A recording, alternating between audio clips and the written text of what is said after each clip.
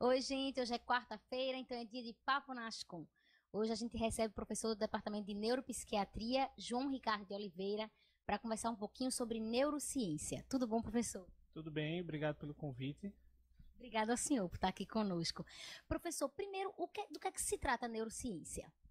Bom, talvez a gente até pudesse chamar de neurociências, já que envolve uma série de disciplinas que se concentraram no estudo do sistema nervoso, em humanos, em outros modelos animais, como uma forma de entender essa parte tão importante da manutenção e do controle da vida e do comportamento de humanos, de outros animais, outros seres vivos. Então foram disciplinas que se juntaram a neuroanatomia, a eletrofisiologia, estudos em modelos celulares, estudos em modelos animais. Então tudo isso se assim convergiu para o interesse no sistema nervoso central, no sistema nervoso periférico, tanto para se entender questões aplicadas, práticas, como novos métodos de investigação do cérebro, como o eletroencefalograma, como a tomografia, mas também para entender elementos mais essenciais, né, sobre como se origina a consciência humana, o que é a memória,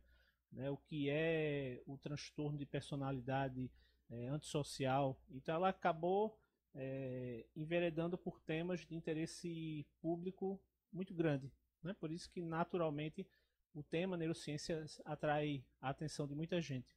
Então, hoje a neurociência só pode ser vista como uma área interdisciplinar, é isso, professor? Interdisciplinar e uma área integrada. Perfeito, professor. E como é que a gente vê a neurociência no nosso dia a dia, no nosso cotidiano? Bem, há muitas aplicações práticas na área médica.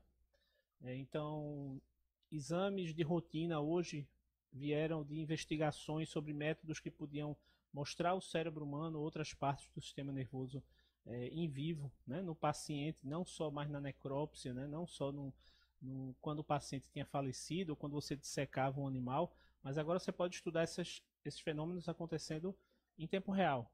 Né? E isso depois repercute para exames que possam diagnosticar doenças mais precocemente, né? Definir um procedimento neurocirúrgico. Né? Então, isso tem uma aplicação na área médica muito grande. Mas também as neurociências influenciaram outras atividades humanas, por exemplo, a propaganda, o neuromarketing, né? É um termo que hoje é muito explorado como forma de criar as notícias ou o material publicitário em função da percepção não só da opinião do telespectador ou das pessoas que participam dos testes de publicidade, mas também no impacto no seu sistema nervoso central. Então há muitas pesquisas em neuromarketing onde uma peça publicitária, por exemplo, é feita e durante o período pré-lançamento dessa peça publicitária, alguns voluntários assistem aquela peça monitorados do ponto de vista sensorial, afetivo, de eletroencefalograma. Existem alguns programas que permitem rastrear o olhar do telespectador na peça publicitária. Então isso vai tendo repercussões além só da prática médica investigativa. Que legal, professor, nem imaginava. E em relação às suas pesquisas, o senhor tem várias publicações em revistas internacionais importantes. Quais são as principais áreas de pesquisa na neurociência que o senhor está envolvido atualmente?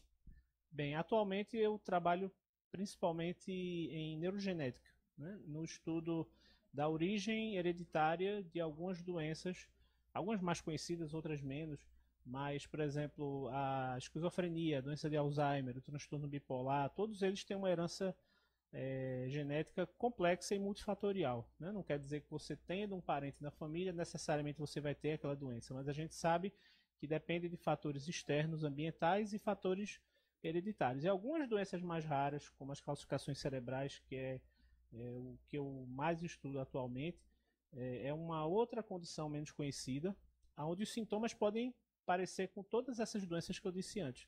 Só que a causa é o acúmulo de calcificações dentro do cérebro, que em algumas imagens vocês vão poder ver a tomografia computadorizada comparando o cérebro de um indivíduo sem calcificação e outro com. Né? Existe uma seta apontando para essa região da calcificação que você percebe que é o mesmo aspecto da calota craniana, do crânio humano. Então essas calcificações vão se formando lentamente, pode demorar muitos anos até os sintomas virem à tona e vão vir de maneira muito heterogênea. Pode simular um quadro de esquizofrenia, de demência, de enxaqueca, né? Então é uma doença genética modelo para a gente entender outras condições psiquiátricas mais comuns, né? Que na maioria dos casos não tem um marcador de neuroimagem como a calcificação. Então a gente nós concentramos nossos esforços dentro de um grupo de pesquisa que está sediado no Laboratório de Imunopatologia Keizo Asami.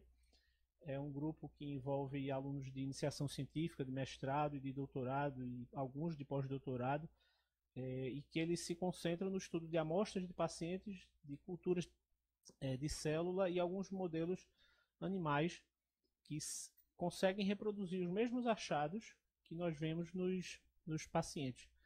Então isso ajuda a definir a origem desse problema. E em cima disso a gente também elabora alguns ensaios clínicos, né, com pacientes diagnosticados, onde a gente investiga medicações que são candidatas para ou parar ou reverter essa calcificação. Então algumas das nossas publicações mais importantes são em revistas que perceberam o impacto dessa informação de uma doença que estava meio que escondida, né? Porque você precisa de um tomógrafo para diagnosticar isso. Então, clinicamente, só esses pacientes eram confundidos com outras condições. Então, isso tem permitido a divulgação desse trabalho em revistas como a Nature Genetics, e que vocês também vão perceber algumas imagens onde aparece o modelo da calcificação no camundongo, onde a gente pode fazer alguns experimentos que não são possíveis em pacientes, e também alguns estudos in vitro, em modelos celulares. Um outro aspecto importante é que essa pesquisa envolve a colaboração de muitas pessoas e também uma colaboração internacional muito forte, né? Então, o primeiro trabalho que localizou o gene para essa doença em 2012 fez parte de uma colaboração entre o Brasil, a China e a Espanha. Posteriormente, os outros trabalhos envolveram colaboradores de mais de 15 países. Alguns dos experimentos são feitos nos laboratórios fora do Brasil, né? Alguns alunos daqui já foram para Espanha, para Dinamarca, para o Canadá, para a Alemanha, alunos do nosso grupo. E também alguns desses pesquisadores da França e da Dinamarca vieram para o LICA, tanto participar de experimentos como participar de reuniões que tentam organizar essas informações que a gente tem tentado coletar a nível internacional. A gente tenta entender a doença na nossa população local, mas dentro de uma perspectiva mundial também. Ótimo, professor. E como é que o senhor analisa a importância dessas pesquisas para a sociedade mesmo, para o retorno para a sociedade? Bom, isso é um aspecto fundamental. Muitos desses pacientes que nós estudamos entram em contato conosco exatamente pelas redes sociais, pela internet, a partir de trabalhos de divulgação importantes, como o que vocês fazem aqui na Ascom. Então, algumas outras entrevistas que nós demos, algumas matérias de jornais, também favoreceram a atenção para essa doença, que muitos médicos até desconhecem. Alguns conhecem como doença de Farr, né, calcificação cerebral ou doença de Farr. Só que muitos não conhecem, até porque se sabe pouco sobre o diagnóstico, sobre o tratamento. Então, os pacientes entram em contato conosco diretamente. Alguns colegas atendem esses pacientes em outros estados, eventualmente mandam amostras que são estudadas em nosso laboratório. Então, primeiro a gente pode dar uma resposta a esses pacientes. A gente pode definir uma causa para um diagnóstico que ainda é uma suspeita. E em alguns casos houve um benefício que ainda está em investigação por parte das medicações que nós utilizamos para tratar esses pacientes. Não são medicações novas, né, mas são medicamentos que eram utilizados para outras doenças onde havia remodelamento ósseo e que foram aplicadas para esses pacientes, porque o princípio, né, sugeria que podia haver algum benefício, né? Medicamentos que ajudavam pacientes com osteoporose, com câncer ósseo, com a doença de Paget, que é uma doença mais rara, eles teoricamente poderiam ajudar esses pacientes. Então a gente fez um estudo que se chama de off-label, ou de segundo uso, né? A gente pega um medicamento já aprovado, já utilizado, E a Anvisa autoriza, e também é um projeto que passa por um comitê de ética, que esses medicamentos que já eram muito conhecidos possam também fazer parte de uma terapia quando o que já existe